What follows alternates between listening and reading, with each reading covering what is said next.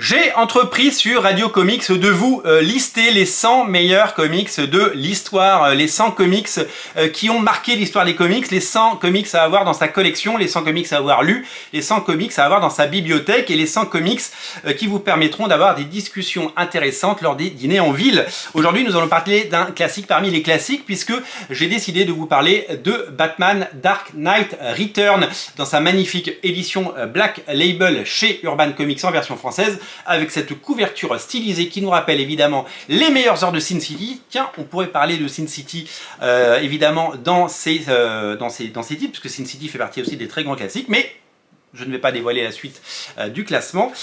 Aujourd'hui, je vais vous parler de ce chef-d'œuvre de Frank Miller, paru au milieu des années 80, qui a totalement révolutionné le Chevalier Noir, donc The Dark Knight, et Batman. Batman est un héros, vous le savez, créé il y a 90 ans, qui a, depuis toujours été, populaire à travers, les comics, bien entendu, qui se sont vendus à travers les séries télé, qui étaient pop et fun, et à travers les produits dérivés que vous avez pu découvrir. Il a été connu mondialement grâce au film de Tim Burton. L'arrivée au cinéma a été vraiment une révolution.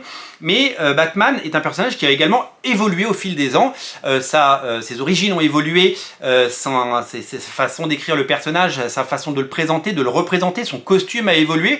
Et pendant longtemps, jusque pendant les années 80, Batman c'était surtout un héros coloré avec sa cape bleue, avec son costume gris, avec ses gadgets, et c'était quelque chose d'assez fun qui évidemment allait du côté du soit comics pour enfants, soit du côté aventure où Batman arrête les brigands et les méchants et ses ennemis de toujours que vous connaissez tous, qui étaient tous déjà là.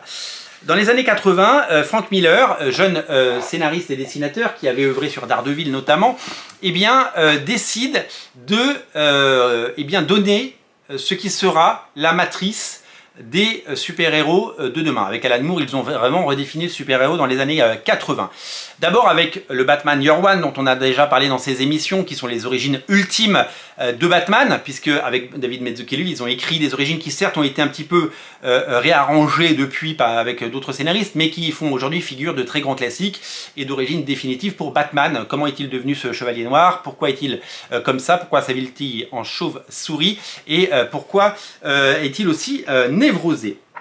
Nous avons donc découvert son talent et dans le Dark Knight Returns, qui n'est pas une série dans la continuité parce que ça se passe dans un futur proche, nous allons découvrir un Batman vieillissant, un Batman qui évidemment n'est pas du tout comme le Batman qu'on avait dans la continuité, beaucoup plus sombre, beaucoup plus adulte et beaucoup plus guerrier, même presque militaire. Un Batman vieillissant qui repart au combat pour, dans un comics très politique, vous allez le voir, veut s'attaquer et défendre les valeurs, notamment celles de l'Amérique, bien entendu. Dans ce récit cultissime, on découvre un Batman beaucoup plus sombre, beaucoup plus noir, beaucoup plus dark, avec des thématiques beaucoup plus adultes. On n'est plus sur du comics enfantin avec des pim pam poum et des cases colorées. On est dans quelque chose de beaucoup plus sombre, de beaucoup plus nihiliste, dans une Amérique qui est une sorte de prophétie de ce que sera plus tard l'Amérique de Donald Trump. C'est véritablement une plongée dans l'avenir et dans l'inconnu que nous propose. C'est une révolution, personne ne s'attendait à ça. Comme je vous le dis, ça ne sort pas dans la continuité, c'est une série qui sort à part, une série qui propose de découvrir ce qu'est devenu Batman, ce qu'ont devenu les autres personnages, notamment comme Superman qui lui a été récupéré, ou des personnages comme le nouveau Robin que vous allez découvrir dans ces pages. C'est adulte, c'est sombre, c'est totalement dark, c'est parfaitement maîtrisé et à l'époque c'est un véritable coup de poing puisque personne ne s'attendait à ça. Ce récit est sorti avant le Batman de Tim Burton, bien que très différent, mais tout aussi dark parce que le Batman de Tim Burton était déjà lui totalement noir et totalement gothique. Là on n'est pas dans le gothique, on est vraiment dans ce récit d'anticipation façon Métal Hurlant, façon Moebius, avec un Frank Miller qui décide de devenir l'auteur qu'il va être, puisqu'après vous le savez il travaillera notamment sur Sin City, son style continuera d'évoluer et ses créations d'être de plus en plus politisées. C'est un pamphlet, c'est un récit génial qui a connu maintes éditions chez Delcourt, chez Panini et maintenant chez Urban, et qui fait partie des très très grands classiques qu'il faut avoir lu et qu'il faut avoir découvert. Alors fort de ce succès, puisque c'est un comics qui est réédité tout le temps et qui est un succès dans toutes les collections et dans tous les pays, il y aura une suite quelques années plus tard. Moi je vous conseille véritablement de vous concentrer sur le tome 1. Je ne dis pas qu'il n'y a pas de qualité dans les tomes suivants, mais le tome suivant était accompagné de polémiques à l'époque, puisque j'étais là quand ils sont sortis. Certains titres, évidemment, restent, et les polémiques ne restent pas. Tant mieux. Le DK2, le retour, a été un formidable succès également. Récemment, le DK3, donc le Dark Knight 3, qui n'était pas dessiné par Frank Miller mais par Andy Kubert, eh bien a également été auréolé de succès et a été un véritable événement. Donc c'est une saga qui s'inspire, et d'ailleurs c'est une sorte de pocket universe, hein. C'est un univers qui est véritablement eh bien à part dans l'univers, puisque Batman continue sa vie dans les comics mensuels depuis toutes ces années maintenant, 90 ans, mais il a évidemment sa propre continuité. Peut-être qu'il y aura un DK4 un jour, peut-être que DC commandera une autre histoire avec Frank Miller. Le DK3 a été coécrit par Brian Azzarello.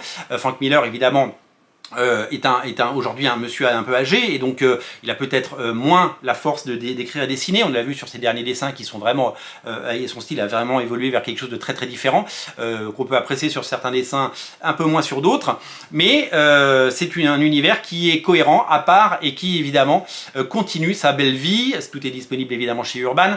Il y a également des one-shots qui sont sortis autour du Dark Knight, notamment un dessiné par John Romita Jr. et l'autre par Raphaël Grampa, qui sont tout aussi intéressants à lire et à découvrir, puisque c'est un univers assez étendu et d'une richesse et d'une complexité folle. C'est véritablement une lecture formidable, et c'est une lecture plus que recommandée, puisque c'est un très très grand classique. C'est évidemment destiné à un public averti, un public plutôt adulte, hein. Ne mettez pas ça entre les mains d'un enfant, il y aurait une forme de rejet, parce que c'est pas un comics coloré, ce n'est pas par là, je pense, qu'il faut débuter Batman, mais ça fait partie des très grands classiques, et ça fait partie des titres qu'il faut avoir dans sa collection, qu'il faut avoir lu et qu'il faut avoir dévoré. C'est tout simplement un récit génial et intéressant.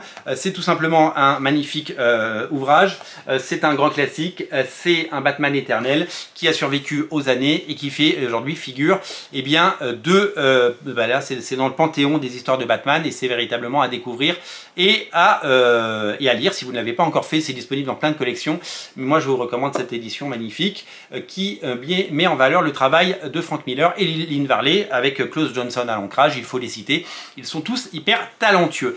Merci d'être aussi nombreux à regarder ces émissions. On va continuer à dérouler tranquillement ce classement qui n'est pas un classement, hein, qui est juste une liste, et on se reparle très très bientôt, bien entendu. N'oubliez pas de vous abonner à Radio Comics si vous êtes fan de ces émissions. Merci à tous et je vous dis à très bientôt. Salut.